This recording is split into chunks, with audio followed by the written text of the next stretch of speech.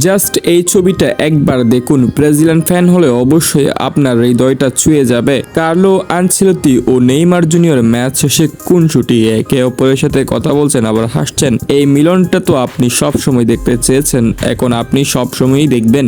আজ ম্যাচ শেষে নেইমার ও কার্লো আনচেলত্তির মিলনটা ছিল খুব সুন্দর মিলন। হলুদ জার্সিটা পরে আজ মাঠে নামা হয়নি নেইমার জুনিয়রের, তবে সাইড বেঞ্চে বসে পুরো ম্যাচটা উপভোগ করেছেন। আজ এত দর্শক নেইমারকে দেখার জন্য এসেছে মারাকানায় সেটা বলে বোঝাতে পারবো না। নেইমার যে আজ মাঠে নামবে না সেটা অনেক আগে থেকে কনফার্ম ছিল, এবং নেইমার যে দলের সাথে থাকবে, নেইমার যে সাইড বেঞ্চে থাকবে সেটা সবাই জানে। এবং এই মুহূর্তটা দেখার জন্য আজ মারাকানায় লক্ষ লক্ষ দর্শক, শুধু স্টেডিয়াম নয় স্টেডিয়ামের বাইরেও ভিড় পড়েছে নেইমারকে শুধুমাত্র দেখার জন্য।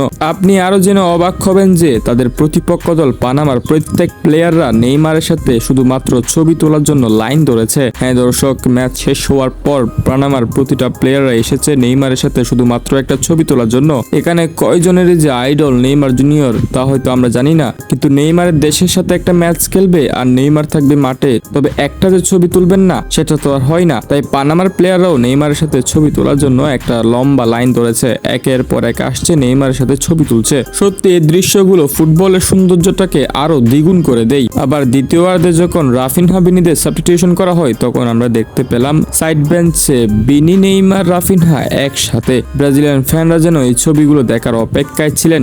এখন শুধু অপেক্ষা একটাই, নেইমার হলুদ জার্সি পরে ডিরেক্ট ফুটবল মাঠে নামবে 11 জনের মধ্যে একজন হয়ে।